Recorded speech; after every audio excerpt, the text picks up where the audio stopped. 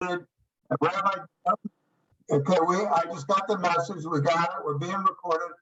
Everybody except the rabbi, please mute yourself.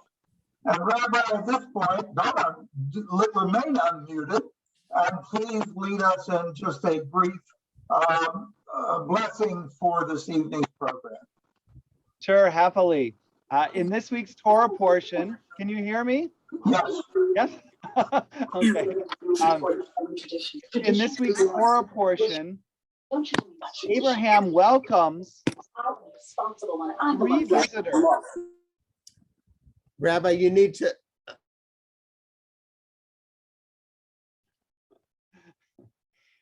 In this week's Torah portion, Abraham welcomes 3 visitors who were unknown to him, 3 visitors who were wandering in the desert. He sees them, and Abraham washes their feet and invites them in, and with the help of Sarah, his wife, they invite them to recline by some trees, and they feed them a delicious meal. In doing so, Abraham and Sarah model the Jewish value of hachnasat orchim, welcoming guests. And they exemplify the later commandment, love the stranger as yourself. Tonight, as we meet with and hear the story of Laura Robertson and her journey as an immigrant from war-torn Laos to a refugee camp, to the United States, to ultimately to Algonquin, Illinois, may we too be enlightened and inspired to be even more like Abraham and Sarah, exemplifying love and kindness to all. Amen.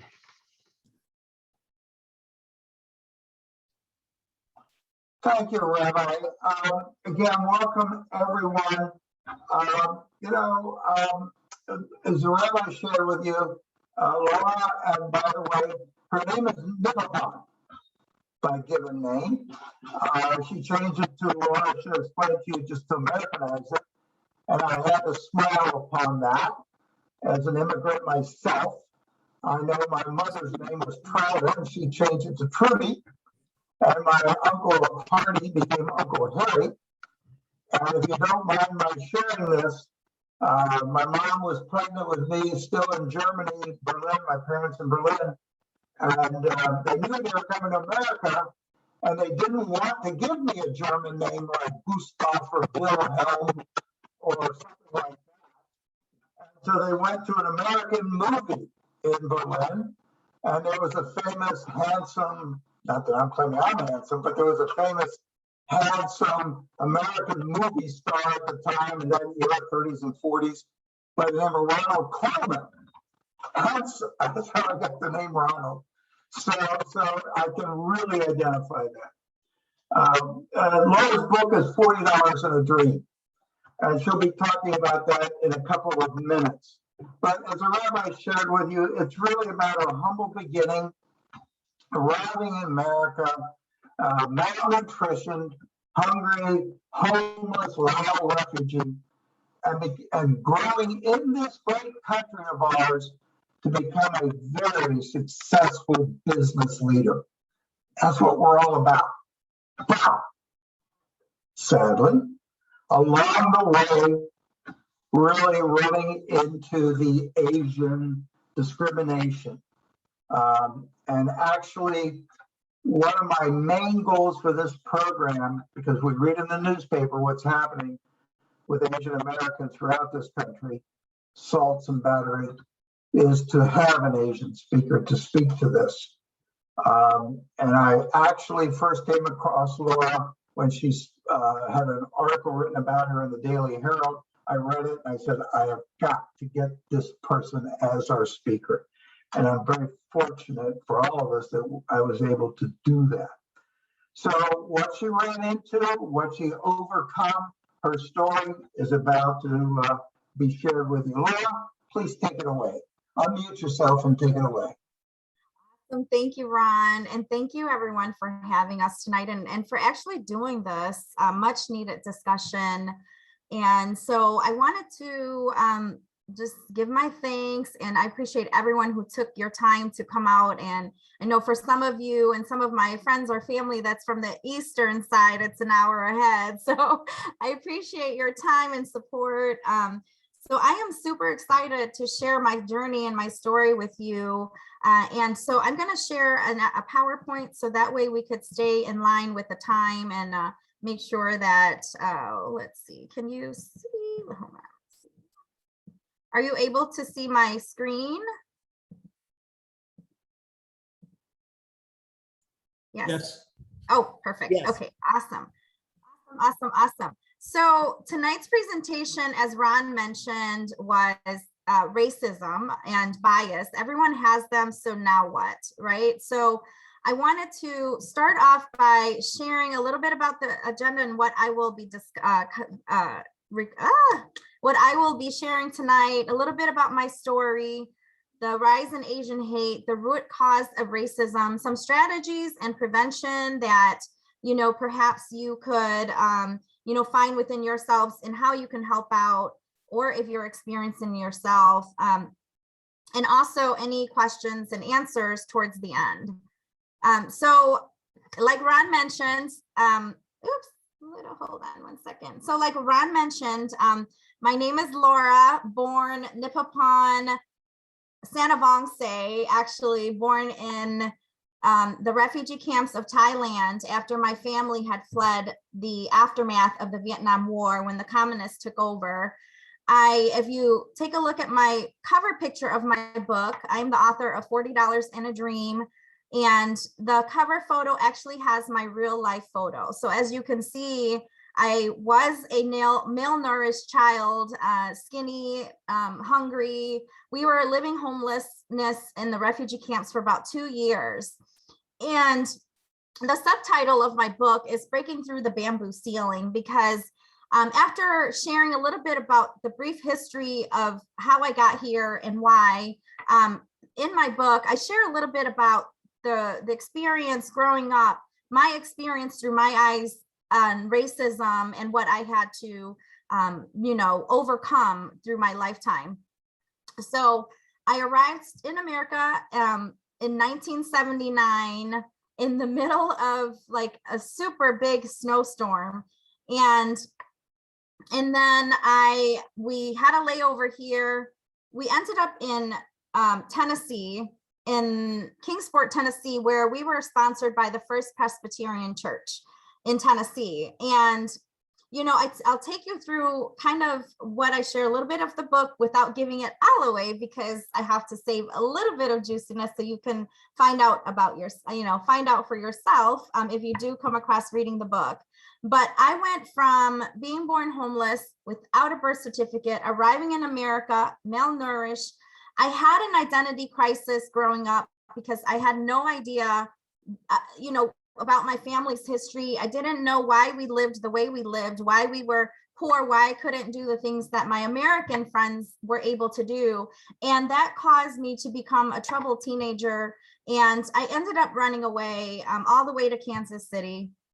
And, you know, then coming back, divorced, single mother on welfare, living check to check, and fighting my way up in the corporate ladder, which I'll kind of go through a little bit of my experience with that as well. Up till recently, it still happened a few months ago, which I shared with Ron as well. But fast forward to today, in December of 2019, I walked away after earning $213,000 gross that year. I am following my passion. I am helping women across the globe. I am an entrepreneur, business coach, trainer, speaker, launching a global initiative with Her Story Matters. I am an advocate for social change, social justice, and change. And so I'm going to share a little bit about if it'll let me play, but a little video. So it will give you a brief history. We're going back to a little bit about Laos. I'm not sure if the audience here if you guys know anything about Laos or what happened to our country. However, give you a brief history of it. Laos was a country that is between the North Vietnam and South Vietnam. And during the Vietnam War, our country was the heaviest bombed country per capita.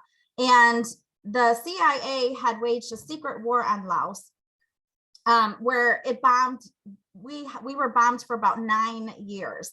And so my father, he was a teacher in Laos at that time. And so during the day he would teach, and at nighttime he would go to combat. And so same thing that's happening across the globe right now. As soon as the American troops pulled out, the communists invaded our country, and my father was captured, and my mother had no idea he was captured. My father dropped her off at her family's house before going back to his teaching position. And then they mistaken him for a spy, or just saw that, or just captured him. Like any random person, especially if they knew you worked for the government, they would take you into what's called a re-education camp. And they called it re-education camp, but it's really a way to brainwash and hold you in captivity and brainwash you to follow their new regime. And so my father was one of the ones that were captured, and he was in prison for about 2 years. After 2 years, they actually gained their trust. So they're like, okay, we'll put you in the less secured area. So they let him, he was a security guard for the capital of Laos. And that's when he had a little bit more freedom, not so much, but enough where he was able to plot his own escape. And so the secret war on Laos was not something that is publicized at that time, because America didn't even know it was happening across the globe to our country. And so we were the heaviest bombed country per capita. And so my father, after 2 years, he escaped, and then he went over and found my mother. My mom thought he was dead, but my father went and found him. And then that's when they reunited, and then that's when I was born. So this movie is out on Vimeo, and it's a movie project that I was super honored to be a part of. This is just a brief preview of it, but if you guys have Vimeo, or if you just want to take a look, it's about 7 CIA agents that went undercover to find out who initiated the bombings on Laos. And we use a guy that looks just like Obama. And the only reason is because Obama was the first sitting president that went to visit Laos and acknowledge what US has done to us. So I'm going to share this briefly with you. It's a short preview, which I was excited to be a part of.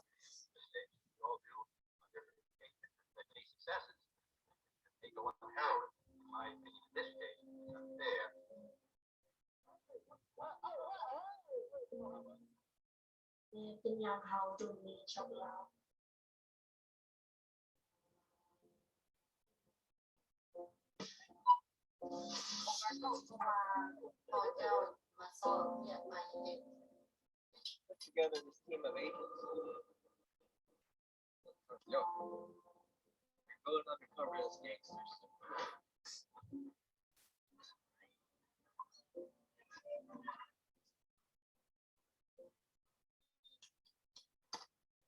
Man, y'all tripping, man. That's the homie. What the hell you do that for?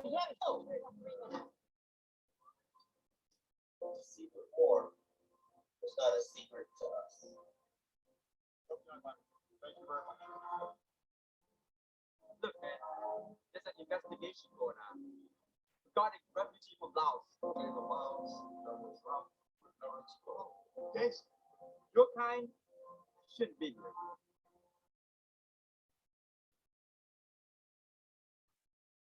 Yeah, so if you guys get a chance, definitely watch that. It had me in tears. They showed some of my refugee pictures in there, and when I saw that part, I didn't realize that they did that, and so it did have me in tears a little bit, just brought me back to that. But talking about the Asian stereotypes, there's so many common stereotypes of Asians, that we're sex objects, women, Asians are all the same, Kung Fu virus, women are submissive, Asians are wealthy. I was actually told by one of my coworkers that I had no idea what poor meant because I was raised with a silver spoon.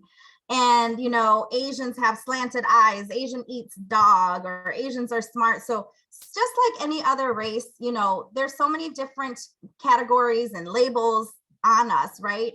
Growing up in elementary school here in Elgin as a refugee child, I had no idea, you know, what racism was at the time. And I just remember that I was teased, I was bullied, you know, I was called Chinese, Japanese. Every day I would get bullied. And I'm trying to see the settings here, Ron. Trying to see, because I want to also see if I could see the faces, because I kind of feel like I'm talking to myself. I don't see anyone. Let me see if I could do this. Hold on one second. If there is like a setting or something that I can see everyone. But anyways, let me hold on one second. Stop sharing. Okay. Can everyone see this? Laura, if you go to the top in the view in the upper right-hand corner and go to gallery. Oh, okay, hold on, because I want to see faces. And I think you'll see, and close your share and just go to gallery and you'll see all of us. Oh my gosh. Okay. Oh my gosh. Because I just feel like I'm just talking to myself, but I want to see like be able to see like the presentation and see people, so I can, you know, actually feel like, okay, how about this? Ron, I think it's hard to do when you're screen sharing. Oh, is it really? Yeah, sorry. All right, then I'm good. I'll just keep going and talk to myself. As long as you guys can hear me. Okay, let me see. But okay, here, I wonder if, okay, here, I know what to do. I think I know what to do. Okay, so I'm going to do screen share and actually share this one. There we go. How about that? That's much better. Okay. Can everyone see my screen now still? Can you see my screen? Yeah, I should. Yes. I can see it, Laura. Oh, Except- yay. Awesome. Now I can see faces. I'm not just talking to myself. Okay, thank you. Well, So, can you make your screen a little larger because you have a background behind you, behind the screen? Oh, hold on. Okay, let's see. Make it a little larger? Okay. If you can, please. Yeah. Okay, thank you.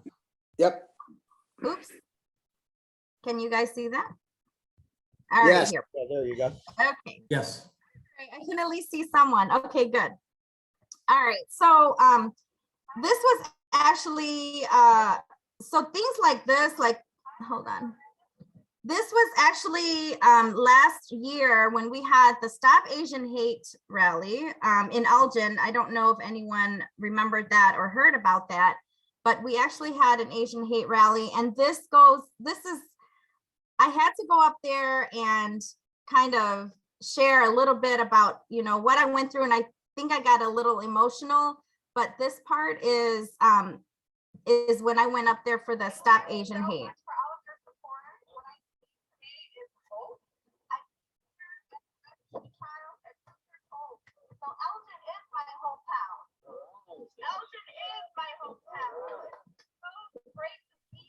Somebody's not muted. In elementary school, I remember being hated on in the Elgin ground. In the U46 school, I remember a teacher telling me I don't deserve this country. And I remember going home to my dad. Dad, why would a teacher tell me this? He said, honey, this is how you explain racism to an 11-year-old right here now. There's some Americans who love us have never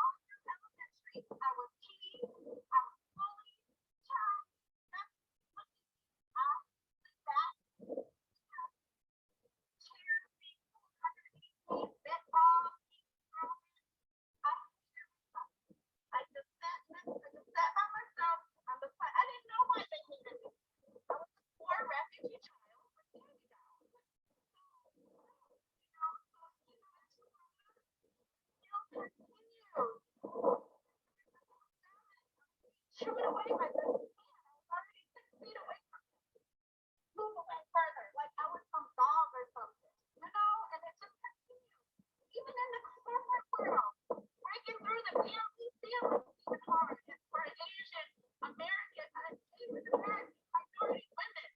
It's even hard to get through the family ceiling, but you can do it. I get it. And I can tell you my co-worker, we were driving, I was a passenger, and we were driving, and we were, all the managers were in the waiting van. I was the driver, and I remember I was getting ready to pull back, he was driving past me, yelling, I left me, and he said, oh, I don't know how they drive in your country, but in my country, we drive on the right-hand side. And all of them just not that type of place. And they just laughed their heads off. And I remember, I didn't laugh at. We really can't hear you. Oh, you can't hear that? No. Oh, okay. Okay, let me stop sharing. And, you know, so I will, let me see.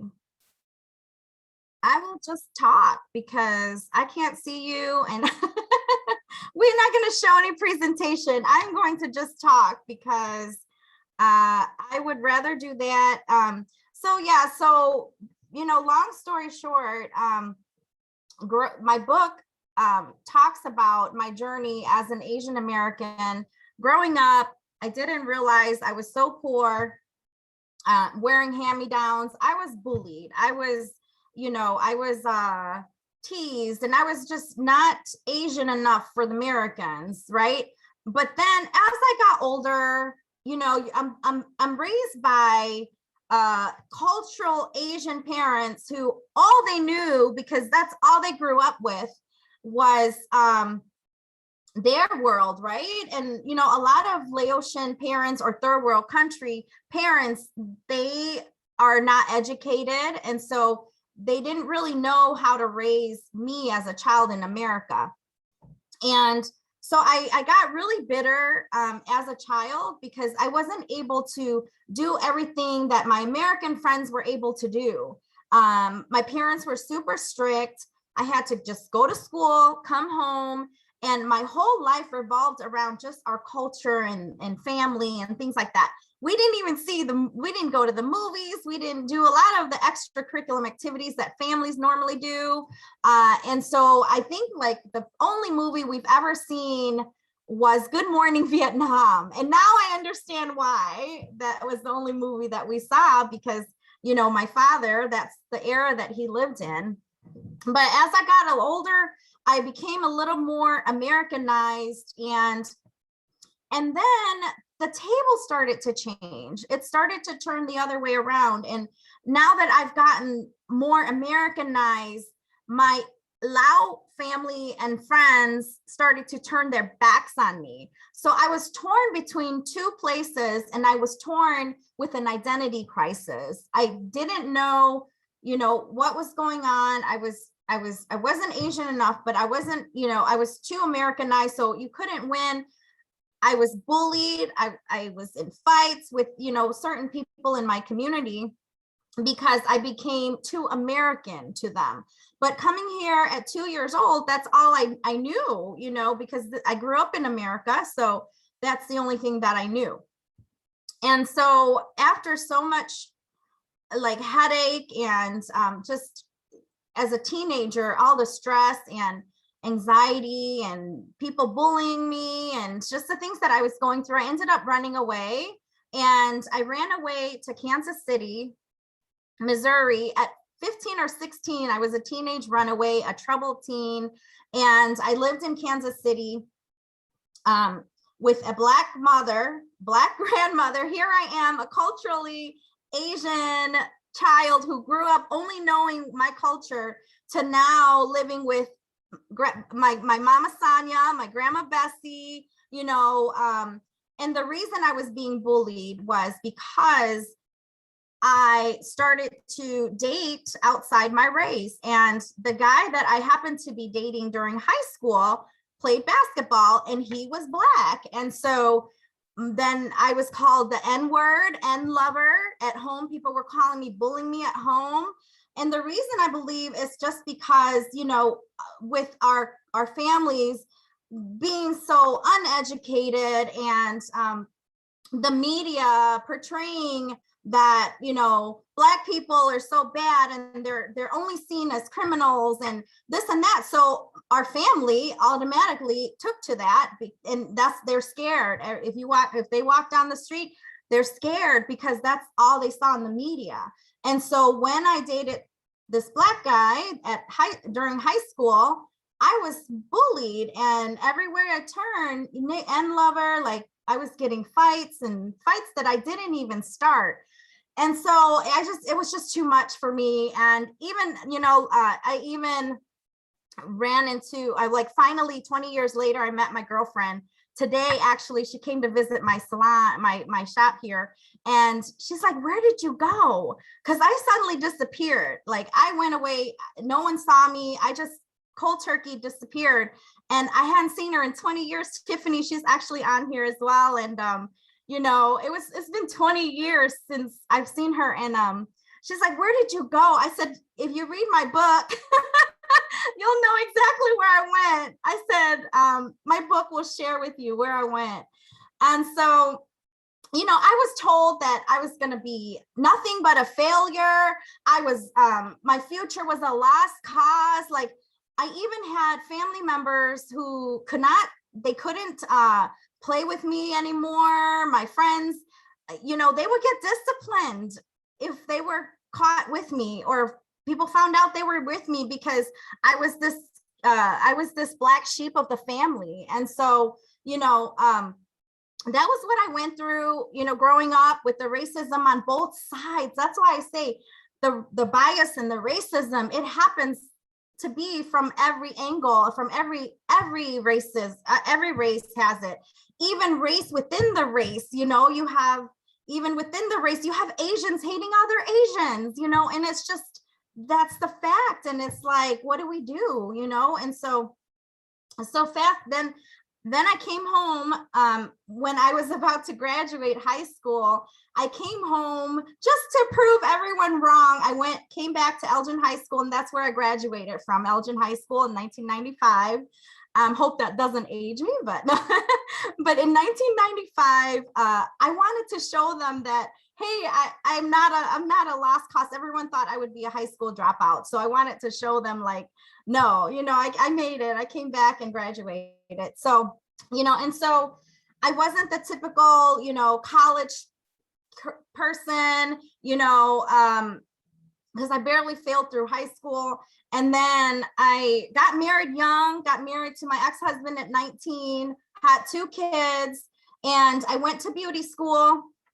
I took on the role of beauty school. And so my father, of course, was against it. No, you have to go to some, big college and all of this. And so I pursued beauty. So after that, I got married, got divorced, became a single mom on welfare, no education except for, beauty. So that was what I did to raise my kids. I worked in the beauty industry until I ended up working inside the beauty schools as an admissions rep. And that's when my career in corporate skyrocketed. My HR person saw something in me, and she gave me a chance, and she hired me, and then they promoted me 3 months later. I became the executive director over that school.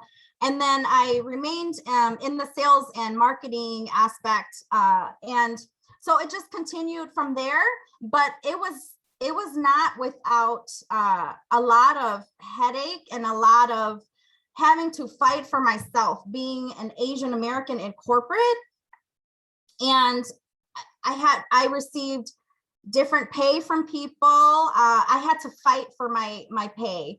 And, I'll give you a perfect example of corporate America and what I dealt with as an Asian American. There's a lot of stories, and I've dealt with a lot to get me to where I was, to be able to walk away from a $250,000 job.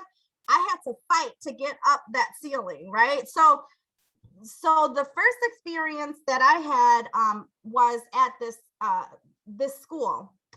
I started at another school. It was a medical and nursing school, but I was the admissions, just an admissions rep, right? And so because my VP, he saw something good in me, he saw that I was making numbers, hitting goals, he flew in and he's like, I want to promote you. I want to promote you to assist admissions manager or director. He wanted me to be a director. And I said, oh, great. You know, that's awesome. You know, well, first I said, let me think about it because I had a bad experience with the last one. And that's in my book probably too, but I won't go into that one. But he said, so I almost got hired as a director. And then he came back to me and said, you know, I spoke with HR and they said that we're not going to give you the director position, but we're going to give you the manager's position, which is like $25,000 less. But the director's position is still open. So now they wanted me to help them hire and train my director. So I took the manager's position and I had to help them scout out and interview my boss. So, but I ended up interviewing this person who would become my boss, and she ended up getting hired. The thing is, what they failed to realize is that they sent me everyone's resume because I was doing the interviews as well. And the thing they failed to realize, okay, the reason that they did not put me in the director's position is because they said I didn't have a bachelor's, which I didn't. I had some college, you know, some college courses and stuff working towards my bachelor's, but I didn't have a bachelor's degree. So I didn't get that director's position. But when they hired the next person for the director position, Caucasian, white lady, they failed to realize I interviewed her. So I also know she did not have a bachelor's either. So how did she get the job, right? Same amount of experience. She didn't have a bachelor's. That's the reason they gave me. And on top of that, I know what the pay was supposed to be. They paid me $10,000 less than what the other people were getting. So when I confronted when I brought it up to the campus president, oh, but you don't have a degree. Like she always resorted to that, and so I finally left that organization. But then I left there to go into something even crazier. And then I ended up like, oh, let me switch fields, because at that time, for-profit organizations were kind of getting scrutinized and all of that. So I'm like, I don't want to work for-profit anymore, education anymore. So I transitioned into real estate property management. And this is where, I felt I had kind of been mistreated a little bit more than the last one. I was the only manager that did not get free rent, and I kept asking for it. There's 3 managers on the campus or on the property, and everyone else lived there for free, and I was the only one paying rent. I was the only manager that worked 7 days a week. I was the only, 7 days a week. The other ones got their weekends off, and I had to work 7 days a week. I was the only one that did not have a laptop, so I had to like drive in when it's late at night, when someone needed something, I had to drive in to use our work computer. So anyways, it wasn't until I started to hear different things from different managers that I realized, because at first I'm like, no, it's just a coincidence. You don't want to, Asians, like we're taught not to like cause conflict, but I speak up. If I see something, I speak up and I will, bring it to their attention. But this time, because I had such a bad experience in my past job where I confronted the manager, but I got fired. So I'm like, let me just keep my mouth shut. This time, one of my salesperson had witnessed racism towards me, and she's the one that told HR about it. And so they did something about it. They came in and, they gave me everything that I was supposed to get. But, it's one of those things where, yes, you can say that it's racism, but you don't really even know. But, through my eyes, just because I have experienced so much of it growing up from different places, that's all I could think of is because of that. It's because I'm Asian. So when you've gone through so much trauma in your life where people bullied you and hated you for who you are and for your race, you can't help but to think and resort back to that experience when something is less favorable or something didn't go your way. You can't help but to resort to that and think, oh, it's because I'm Asian. Another example, when it comes to corporate and hiring, I was interviewing for this position, and out here, Judson College, I was interviewing for Judson College. I even had a really great referral from another boss. And, I don't write Nippopon on my resume for a reason, because when people see Nippopon, I don't get calls, but when they see Laura Robertson, or at the time, Laura Massey, I get calls, and so I didn't write my name so they talked to me on the phone and everything was fine. It was great. They loved me. I'm going to have HR call you. We're going to have an in-person meeting. And so the next, that same evening, I noticed one of the managers that were on the phone looked me up on LinkedIn, because LinkedIn is cool. You can see who looked at your profile. So I saw that she looked at my profile. So I saw that she knew what I looked like. And then all of a sudden, that next morning, I get an email that said, one of those default email, oh, we found somebody. And I'm like, oh, she saw that I was Asian, but I'd rather know now. I'd rather know, before I actually start working there, than to know after the fact, right? And, it just continues. Just recently, I was sharing with Ron, just recently, in March, I had another similar experience where, I was recruited by someone that I knew from a previous position. They knew my credentials. They knew, what I was capable of. It was for a sales and manager contract. And so they were going to contract me out to develop their training service and everything. I was actually hired for the position to contract to do this big job. And so I had a start date. I did my background check and everything back in March. It was for a huge dental implant organization of 350 centers. And so I was excited. Okay, yeah, sure. My contract, I'm going to start April 19th. And so then the VP actually hired me. We negotiated salary and everything. And so HR did my background check. Then I get an email from the VP that hired me. And she said, I would love for you to get on the phone with the CFO, and I'm thinking, okay, it's just kind of a meet and greet kind of phone call. And so it was actually a video call, and I had to click the video on, had to turn my video on. It was the worst interview I've ever been in. And I just felt really back to that whole, it's because I'm Asian thing was going through my head. But the person that I interviewed with, the entire time, he did not look me in the eye. He was going like this after asking me questions. Oh, so blah, blah, blah, blah. Then when I'm answering him, he's touching his neck. I even have a screenshot of me on the bottom of the screen and him just looking away, just touching his neck, totally unengaged and completely unengaged. And so for 30 minutes, I'm talking, and then he'll stop, look, and then ask me another question, and then he'll look away like this, totally unengaged. And then he said, well, I don't have any more questions. Do you, Carol? And Carol says, no, Laura, so I'm going to reach out to you. I'm going to send you the contract, let you know when you're going to start. I'll reach out to you Thursday or Friday. Thursday came around, no phone call.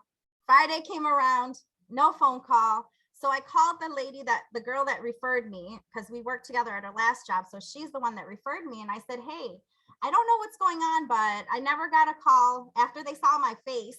And I told her the truth. I said, this is exactly how I feel.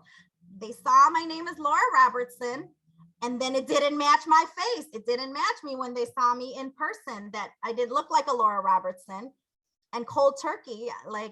And then she's like, yeah, it's so weird. She said, I heard from the VP, and the VP said that, after the VP said that they're making her interview someone else. I said, really? I'm like, after I got hired already? Yeah, they're going to interview someone else. And it was a Caucasian woman, and with less experience. This was a sales and marketing project management position for, building out trainings and things.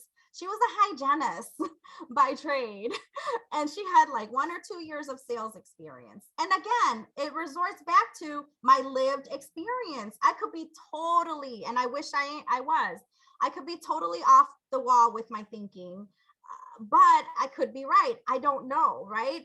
But because of my lived experience, through my eyes, through my lens, through living my life as an Asian American, that's all you think of is, do they hate me? Oh, what are they thinking of me? Oh, did I not get that because of this? And so that's all we can, think of. And that's all, I was just, completely shocked that, she didn't call me, and that they were pursuing someone else after the fact, after I got hired. This was just a few months ago. I mean, this was in March. So this is, this year. And so, it's just those things that we just continue to rise. We continue to go where we're welcomed, go where we're wanted, and pray for those who have some sort of animosity in their heart and hate in their heart. We just pray for those who see things from a very tainted and disturbed lens. And so we just continue to push on and go where we're wanted. So, and sometimes we're redirected where we're meant to be, right? And sometimes that's just when we're rejected from opportunities and such, it's because it's just redirecting our path to something greater and something better. And so right now, after that, I ended up taking on another opportunity through the Retirement Foundation grant. They funded me to help launch the initiative of 2 nonprofit organizations that help immigrants and refugees. They give free social service. This is where my heart is, right? Because I feel like working indirectly with them, I'm actually helping where I started, the immigrant community, the refugee community, indirectly through my services. And so these 2 organizations I'm tasked with to help with their sales and marketing initiative. And so, some of the ways, some of the root cause, I believe, when it comes to like racism, is some people don't think they're racist. They were born with it. And a lot of it, I think it's the media representation as well. And some of the policies and quick judgment that sometimes we do it. We look at someone and we automatically sizing them. We're automatically telling, through our eyes, making judgment about them. And so when we find ourselves doing that, one of the things we should be aware of is that it's wrong, because we all do it, the topic biases, everybody has it, now what? One of the things that we can do is to recognize that we also have bias. Everybody has bias, but when we have discussions like this, when we have presentations like this, when we have people that care, like your organization, that's actually doing something about it and actually helping the discussion, it helps to mend those gaps that we have. Also, the media representation, right? Because the media will show the same thing, black community as, thugs and, criminals and all of this, where they show the Asian community as, we can't, women in the spa and, things like that. me love you long time and all of those different things, you know, in the media. And so better representation will be helpful. The policies, taking a look at the policies, and speaking of policies, I actually feel that I don't really like that what race are you question. And I know they probably do it for EEOC reasons, but pretty soon they're not going to have a long enough list because everyone is like a melting pot. I was at my cousin's baby's birthday the other day. It was all of our family. We had white, we had Hispanic, we had Black, we had Asian, like we were family, you know? And so with that list, it's just so stupid to me.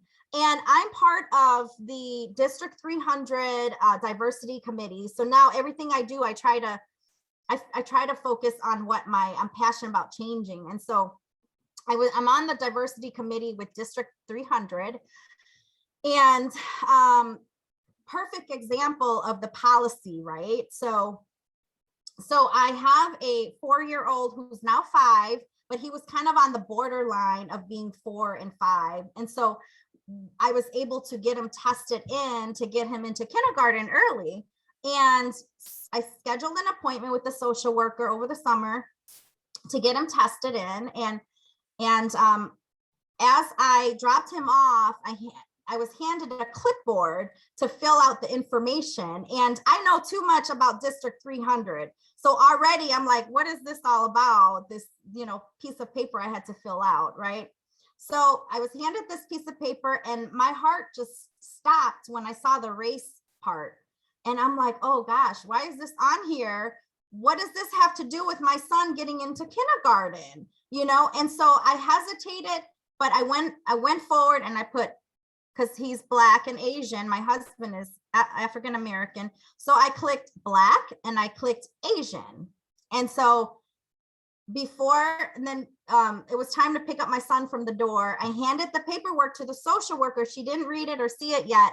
And I happened to ask her, hey, so how did he do? You know, and she told me, oh my goodness, he answered all of my questions. He did amazing, you know, and he's good to go. Like my son, I don't think he looks like really mixed or, you know, he's awesome. He passed all of the tests, you know, but it's ultimately up to the principal and the school board. They're going to go over your paperwork and they're going to let you know if he passed or failed or if he can go forward with kindergarten.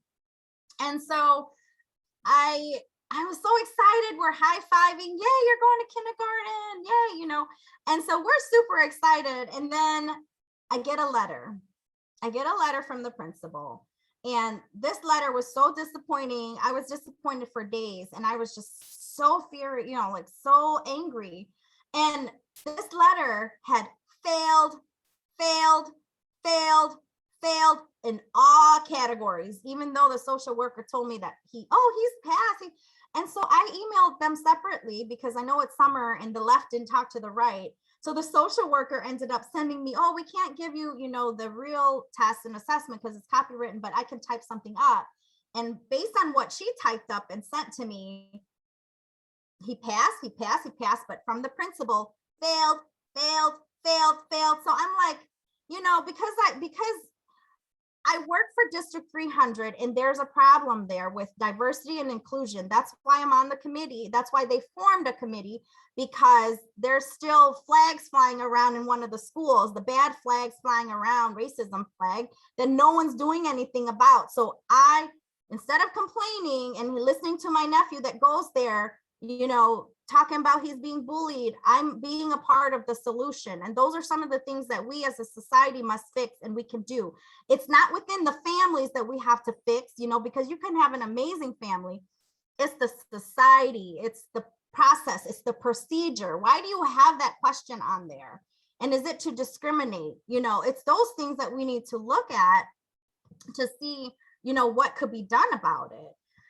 And so, so some of the things that, you know, we can do, number one, like you're doing today, which I completely appreciate your time once again, because you could be doing other things, better. And we're nearing the end as well here.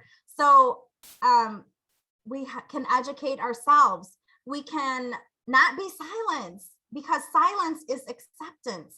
And when you see something, say something. If you see somebody being mistreated, if it wasn't for my coworker that saw that I was being mistreated at that apartment complex where I manage, everything would have just been the way that it was, And so the other thing is, we can move forward from now. Things are way better, but we still have so much more to go. We can't change what's happened in the past, but we can change the future. And continuing to have this dialogue and continuing to share stories and to share and to learn about other cultures, to learn about and share your culture with other people as well.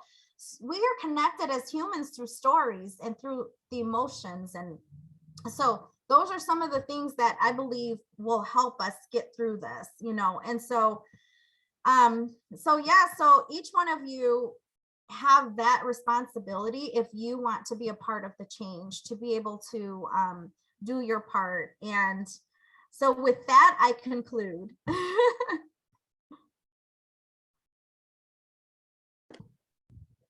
First of all, if everybody can hear me okay, thank you, Laura.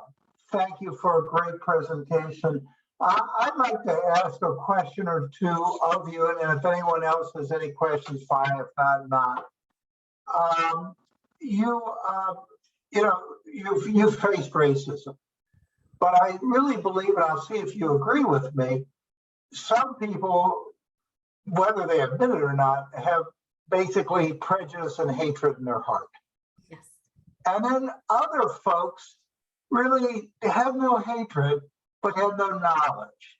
And so they may say something to you as an Asian, which really isn't based on dislike, hatred, prejudice, but just like, actually, I'll use the word kind of dumbness, And so what I'm asking you in a form of question is, can you have a sense of what that difference is when you're confronted with that? And do you have a sense of, if in fact you could tell it, do you handle that differently, or is it even necessary to handle it differently? Yeah, so great question. Some people, and I share in my story that it's just the ignorance, right? It's the ignorance of some people. And I've been told, like, oh, you don't look like you date a Black guy, or or I've been told, like I said earlier, oh, you were probably raised with a silver spoon. Like, they say those things without like knowing if it's like offensive, or not knowing if it's the right thing to say. But you can, the question was, if I'm understanding correctly, Ron, can you tell the difference if they're overtly like just being racist, or if it's just kind of like an innocence, like, right, statement? Is that correct? Okay. Yeah, you can sometimes tell. And the thing is, if you have a relationship with that person, then it's just them, they're just, whatever, but you can still kindly correct them and say, hey, in the future, that kind of statement may not stand out right. And just use that as a learning, as a teaching moment, as a teaching opportunity to teach them, right? I had that same incident happen to me at that same apartment place. And we were driving with myself and 4 other managers, 1 on the right and 2 in the back seat. And the manager in the back seat, a maintenance guy, and I remember this because it just tore me up what he said. And it really affected me, because this was around the time when I was just learning about my history. And so I'm driving and I'm pulling backwards, and then he, loud and obnoxiously, he says, I don't know how they drive in your country, but in my country, we drive on the right-hand side. And they all just busted out laughing. Every single manager in the car was laughing, and I was too busy holding back tears that I just kept driving and was trying to look away so they didn't see me crying. But it was time for me to go. And it was towards the end of the day. And then right after that, I went to my class for my bachelor's so that I didn't get held back for any other opportunities. So I went to my class and I just completely broke down in class in front of my classmates. I shared that story with my classmate and I completely broke down. It was a Christian college. And so we were allowed to pray and, do all this stuff. And so I just completely broke down. And, some people, they say those things and, that moment hit me hard because I had just found out my history of my story, right? And all of this just started coming through my mind about how, my country, your country, we were forced out of our country, and the visions of my uncles being buried alive and seeing the visions of some of them being held captive and running for their lives and being, tortured, and some of my relatives trying to escape and they didn't make it. All the dead bodies in the Mekong River who tried to escape, like all I can think of was that. And the Americans bombing our country for 9 years, killing lots, millions, and the bombs that are still unexploded right now. If you read up on the secret war on Laos, you will see that some of those bombs have not exploded during that time. So farmers and children are still losing their lives and their limbs right now. And so the whole thing just started coming into my mind when he said, "This is my country. Oh, you don't drive like your country. I'm American citizen. Like, this is the only country I know. This is where I grew up with." And for him to say that, it was probably a joke, and he was probably a jokester, and that was another one of his Asian joke. But for me, it was very hurtful, So that one was a serious, in my eyes, racist, comment. Now, in my other coworkers' eyes, that said, "Oh, you don't know what poor is. You were probably raised with a silver spoon." Now that comment, and I told her, I said, "Well, we didn't have spoons." Like, we didn't have spoons. So she was like, "Oh, what do you mean?" So that, I think it was just an ignorant statement, right? So yeah. And I think it all depends on your relationship with that person. If you have a good rapport with them, or if it's like the manager guy who I just met, so it's one of those things where, there's a fine line. With one final question, we'll bring it to an end. Throughout this, you've said it, and I've seen it also. I can also recommend Lisa Ling's special on CNN about Asian discrimination. Her name of her series is "This Is Life." But as she spoke and you spoke, you have to speak up. You have to speak up if you're the subject of it. You have to speak up if you're witnessing or someone else. But just to reiterate, you spoke up. And you got every single time. Every single time I spoke up. And I will always speak up, even if I lose my job. I've lost my job for speaking up. And I had a racist doctor in Chicago I used to work with. I had him fired because he was a racist and he would make racist jokes. And I had, I told HR, and I'm like, I don't care if I get fired again, because I've gotten fired before, up there, that's who owns my life, and that's who's going to guide me. If I get fired, he'll find another job for me. So yeah, I always speak up, even if it,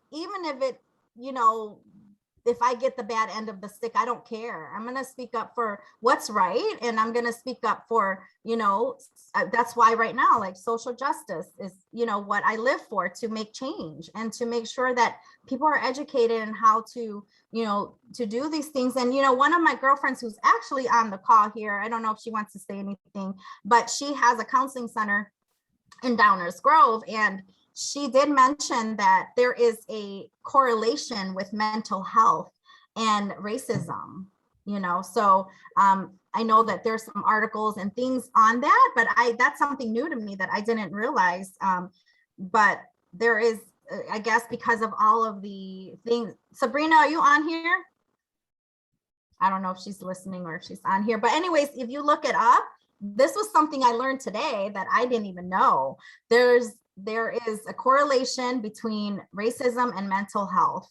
And if you have been discriminated against, if you had been, turned down and belittled and all of this, or, passed up opportunities or things like that, like because of your race, or dealt with bullying because of your race, there's mental depression, there's, different things that apparently it correlates with mental health. Rabbi, I think the rabbi has to leave, but Rabbi, do you have one more minute? Yes, they're closing the building. Let me just say real quick, thank you so much to Tzedek Committee. Thank you so much to our wonderful presenter. Going forth, may we continue to increase our awareness. May we check our biases right at the door. Maybe think ahead about what we say and speak up and continue to share our stories and hear the stories of others. And in that way, may we make this world a better place together. Thank you Amen. so much, everyone. Yay. Good night. Thank you. Thank you. Yes. Thank you, Laura. As you can see, within Judaism, we don't even mind locking our rabbi out of the building. Bye-bye. Good tradition. But really, I really appreciate all of us. Thank you so much. You did a wonderful job tonight. I thank Rabbi Tachman. I want to thank everyone here for attending. I want to thank Scott and Mark Chasen, Scott Fisher, for helping us with the mechanics of this Zoom technology.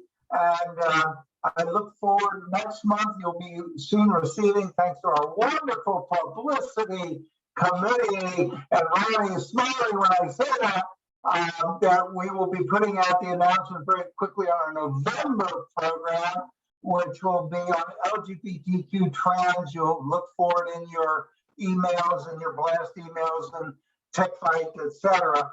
And with that, Scott and Mark, shut us down for the evening. Thank you all, and bye-bye. Thanks, guys. Thank you. Yeah.